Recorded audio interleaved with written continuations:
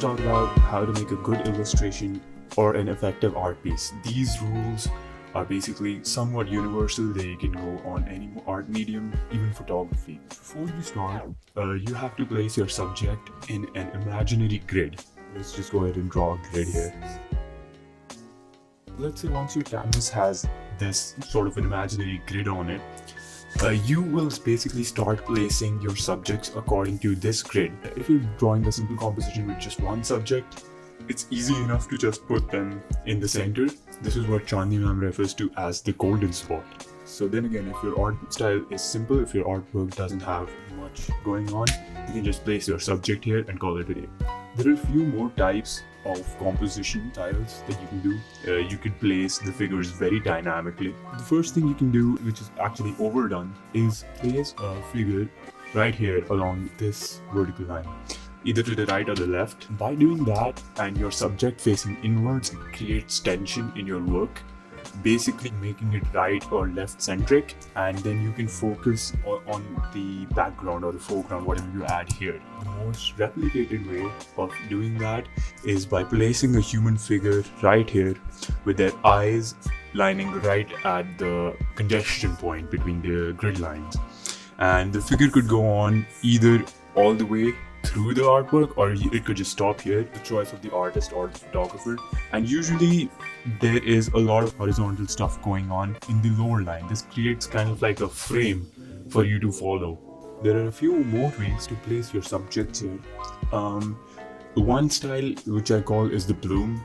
You could just make a V shape and place your subjects accordingly. For example, your first subject would be somewhere around this grid point. Your second would be here, and then your third and your fourth. This one is called the bloom because if you look at it, it places your subject in a empty area, creating tension. Now I would like to show you some artworks and analyze how they're composed. Now artwork 1, you can see that it's a simple composition. It's a portrait of the subject. He's right in the middle, and there's not much going on in the piece. So this is like a simple composition, just smack dab in the golden point is your subject, and the rest is just peripherals. Now this is an artwork by actually our teacher, Chandni ma'am. Even though it's drawn in haste, she is an experienced artist. She does not forget the rules. So she has done some sort of composition here as well, where there's a subject in the middle, surrounded by two more subjects. It's basically another form of those golden point drawings. Now artwork 3 features the second type of composition that I mentioned, which was just drawing two figures along those two grid lines, and you end up with something like so. It again is a balanced artwork, but there's not much going on in it. Now this work, it features dynamic composition like I just talked about. There's one subject on the right vertical grid line, and somewhere its wings and also the horizon creates like a frame for you to work on, and then the empty space that you get here can be filled with just solid colors or just extra subjects. So they're like more mythical creatures in the background. So this kind of composition, though it's not perfect, it still is dynamic with how it creates a frame for you to work in. Now let's talk about point number 2, which was background. Background, even though it's not as important as the subject itself, it's really important in filling the gaps per se. You can really make your artwork pop if you have a good background which complements the subject. Basically, you need to remember these grids everywhere. Composition is not only for the subject, it's also for the background. So let's say you have to add a horizon first. Where would you place your horizon?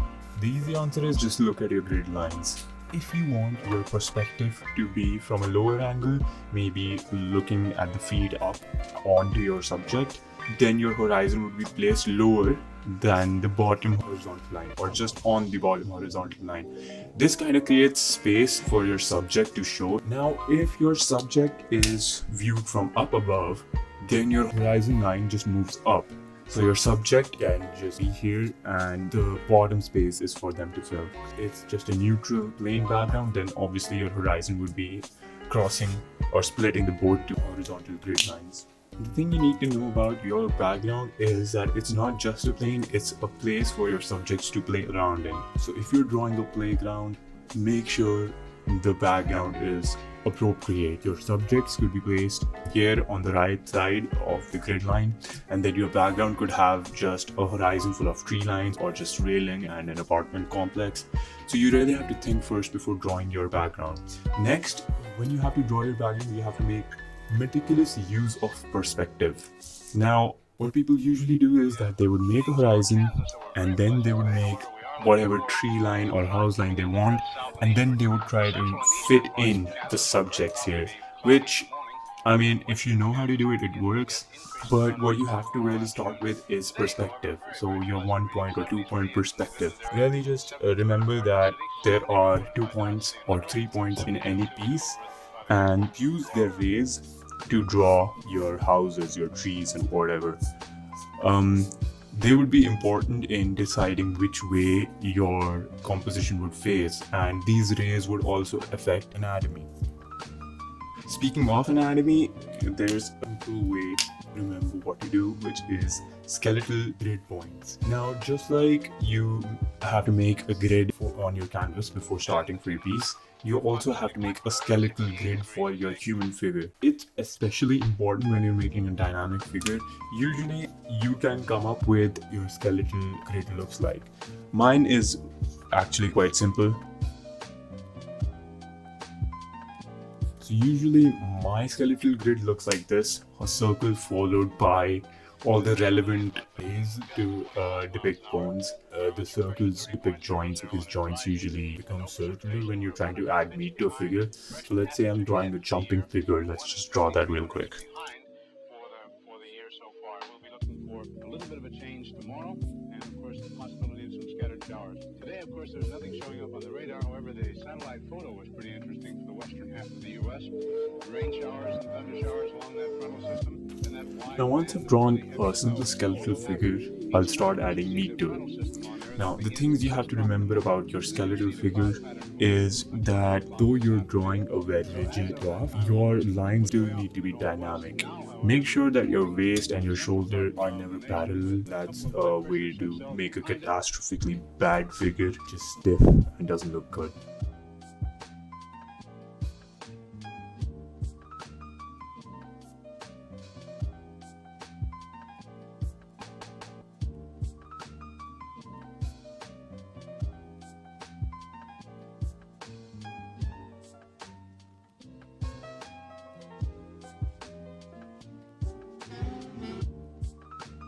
Now, after your final draft, you'll be left with a rough sketch. Now, you can make this work more fairer and more authentic by adding line work. Line work is basically making your work official, but make sure you analyze all the joints and all so that they look natural at least. For drawing the skeletal figure, you have to remember basic human anatomy.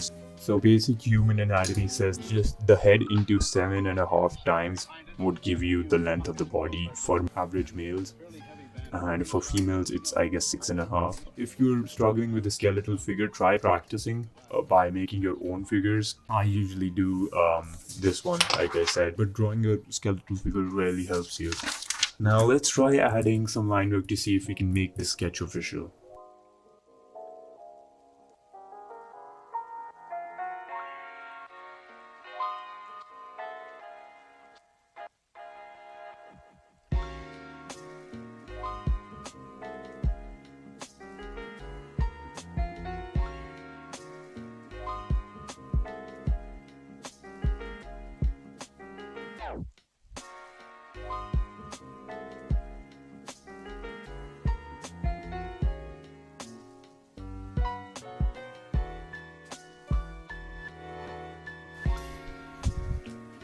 Now let's say you're done with your work. The way to make your work even more realistic and more official is just keep adding folds to your clothes. It'll make it look more realistic. Now moving on to part 4, which is coloring. I'm not gonna go into the details because there's a video already uploaded which tells you how to use color pencils to shade. One thing you have to remember is where the light is coming from. So usually before making an artwork, just have a light source in your mind. So I usually go to the left. Now everything you do should be in accordance to this light source.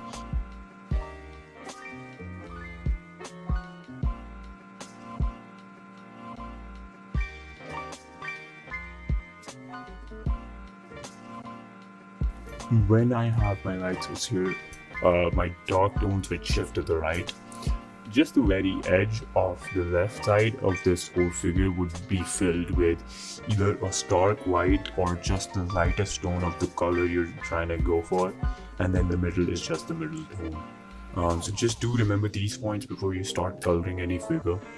Now, I just want to conclude the video by talking about some art tips, some basic things you have to do as an artist to ensure that you have your creative flow. You never draw anything you don't like, and stay realistic. Though it's not a need for you to stay realistic, but as a budding artist, you need to know the rules of composition and art to break them. Basically, if you're a casual artist, just draw 5 sketches or 10 sketches every day of human figures and practice perspective at least once. If you're a serious one or doing art for academics, just make at least 25 figures every day, along with 5 different types of perspective studies. I did that last year, and I ended up with a whole library of poses I can choose from. Now lastly, to conclude this video, I'm gonna tell you how to not get bored of your own artwork. The thing about school artwork is that it feels like a chore. All of your creative endeavors come from yourself, which is a very unhealthy way to function. Remembering that, I'd like to bring up a few points.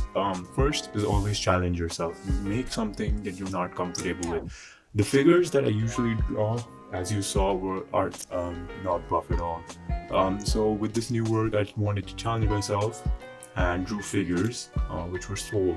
Secondly is make something close to you. I'm just playing Doom Eternal these days, so I just really wanted to draw the Doom guy along with another video game character that I liked. So I'm just doing all that from imagination. Plus, I'm drawing something that I like. So the first ever Doom cover featured this pose. And I tried to reinvigorate that pose in a modern art style. So I'm still in the sketching phase. Once the line work is laid out, it might look better. But let's analyze this halfway piece as well. So I'm gonna do a bloom composition here as well, where 2 figures are here and then 2 more figures are above them. This place would be left blank. I would have a river of lava or something running down there. The thing is, always feel what you're drawing. These guys, this is actually creators from another game. These guys are angry dudes. I'm making something very angry, right? So usually when I draw their expressions as well, my face looks like that.